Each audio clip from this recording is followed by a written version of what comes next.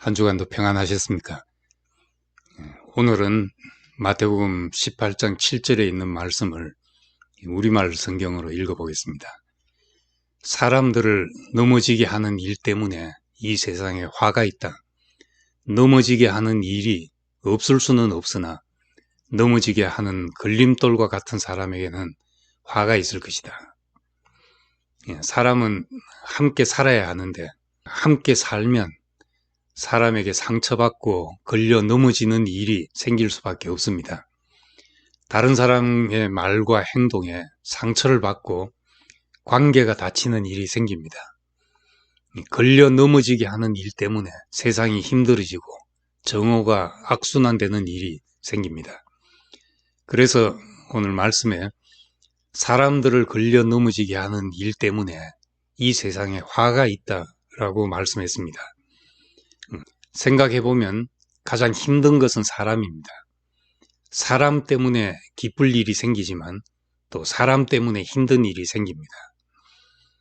저는 누구를 걸려 넘어지게 할 생각이 전혀 없습니다. 그런데도 내 의도와는 달리 내 말이나 행동에 걸려 넘어지는 사람이 생깁니다. 반대로 나 역시 다른 사람의 말이나 행동에 걸릴 때가 있습니다. 내색하지 않고 속으로 삼키고 지나갈 때가 많지만 그래도 내심 걸리는 일이 어쩔 수 없이 발생합니다. 걸려 넘어지게 하는 사람이 문제입니까? 아니면 의도치 않은 일에 걸려 넘어진 사람이 문제입니까? 무심코 던진 돌에 개구리가 맞았다면 개구리로서는 너무 억울한 일이 아니겠습니까? 내가 걸려 넘어지면 가장 손해를 보는 사람은 바로 나 자신입니다. 그러니 걸려 넘어지지 않게 마음을 잘 다스리는 것이 필요합니다.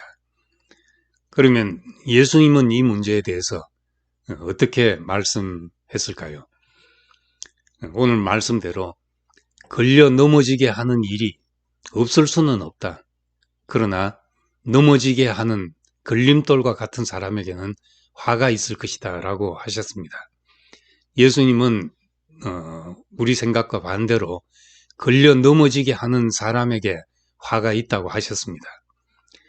왜 이렇게 말씀하시는지 앞뒤 얘기를 봐야 이해할 수 있습니다.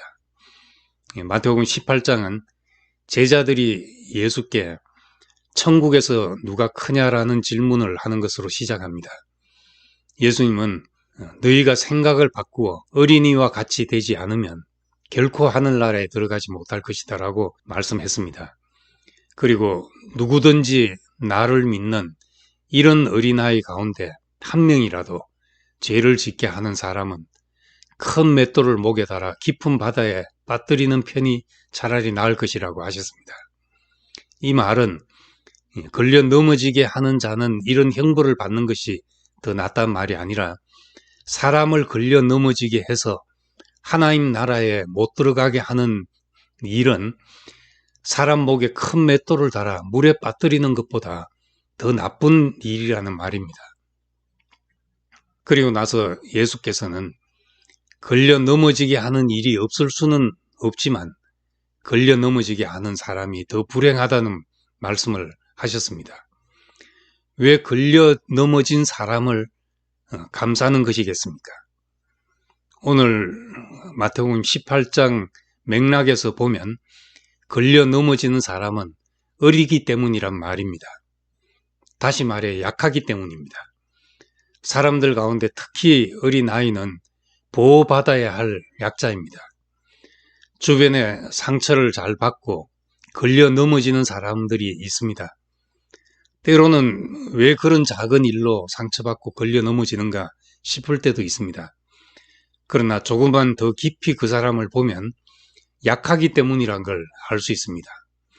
약하기 때문에 상처를 잘 받고 약하기 때문에 더 과격하게 반응을 합니다. 아, 저 사람은 약해서 그렇구나 생각하면 실족하고 걸려 넘어지고 삐치고 하는 일들을 쉽게 이해하고 포용할 수 있습니다.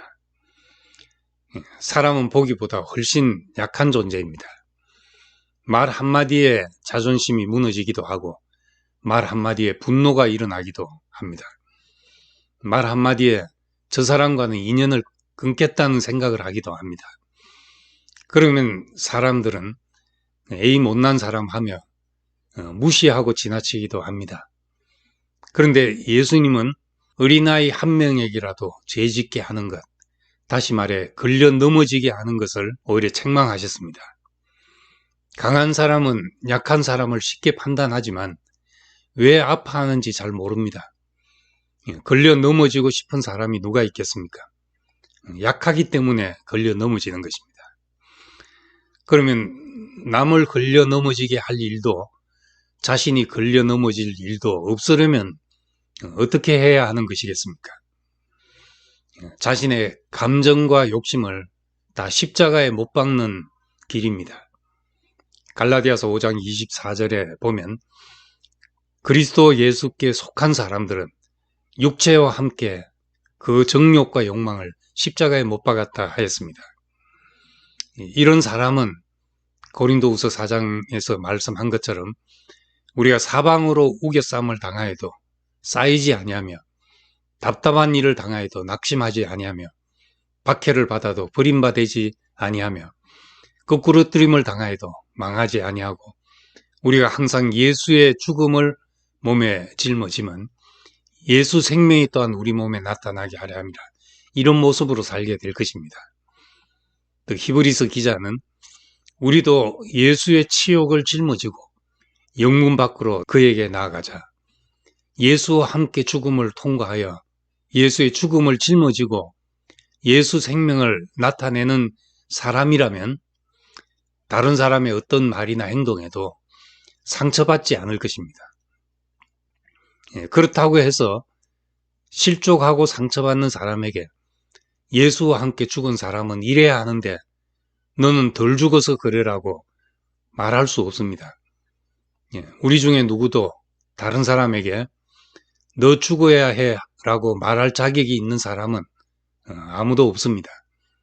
우리는 그저 우리의 연약함을 하나님 앞에 내놓고 은혜와 긍휼을 구할 뿐입니다. 히브리서 4장에 보면 예수님에 대해 말하면서 우리에게 있는 대제사장 예수는 우리의 연약함을 체휼하신 분이라고 하였습니다.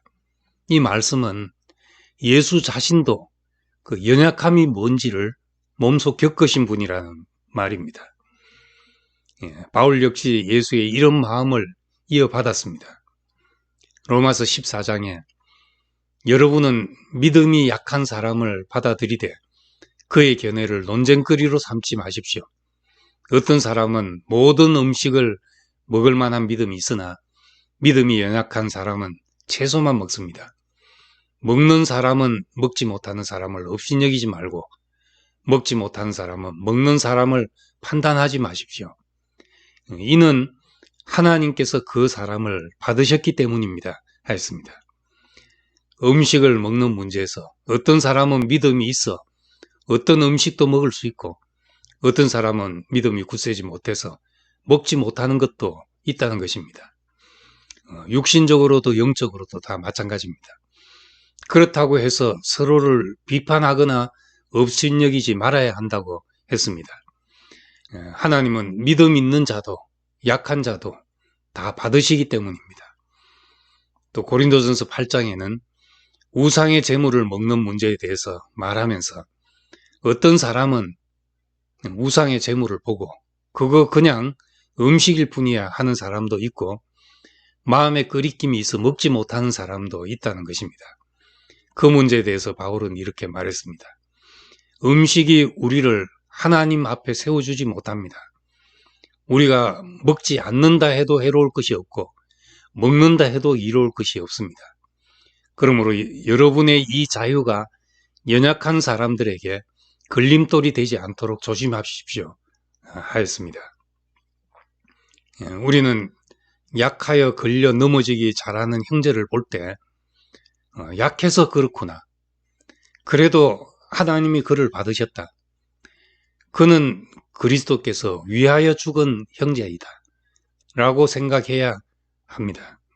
이렇게 생각한다면 형제를 걸려 넘어지지 않게 하는 일이 얼마나 중요한지를 다시 한번 마음 깊이 새기게 됩니다.